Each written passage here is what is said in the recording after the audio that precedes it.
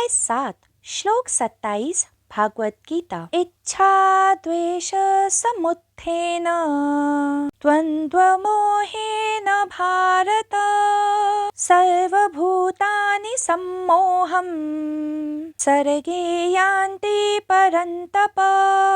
अनुवाद। हे भरतवंशी, इच्छा और द्वेष रूपी द्वैत मोह से उत्पन्न होते हैं। भौतिक संसार के सभी प्राणी इनसे मोहित हैं। व्याख्या। परमात्मा की योग माया मनुष्य को जन्म से ही जकड़ना शुरू कर देती है।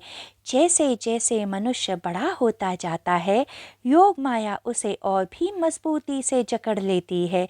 यह योग माया क्या है? यह सुख दुख, हानि लाभ, शीत ऊष्म आदि विपरीत युग्मों की माया है, जो इच्छा और द्वेष से उत्पन्न होती है। इच्छा और द्वेष से मुक्ति ही इस द्वैत को समाप्त कर सकती है, और द्वैत से मुक्त मनुष्य के मन में ही परमात्मा के स्मरण का बीज पनपता है। इच्छा और द्वेष से भरे हुए मन में प्रार्थना का बीज पनपना संभव है ही नहीं।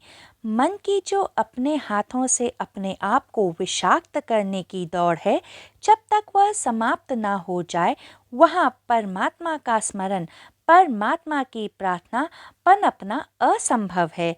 आपने रामधारी सिंह दिनकर की कविता की कुछ पंक्तियाँ सुनी ही होंगी। क्षमा शोभित उस भुजंग को जिसके पास करल हो, उसको क्या जो दंतहीन विष रहित विनीत सरल हो। अर्थात क्षमा केवल शक्तिशाली और सामर्थ्यवान मनुष्य को ही शोभा देती है, जो प्रतिकार करने में समर्थ होता है और फिर भी क्षमा कर दे।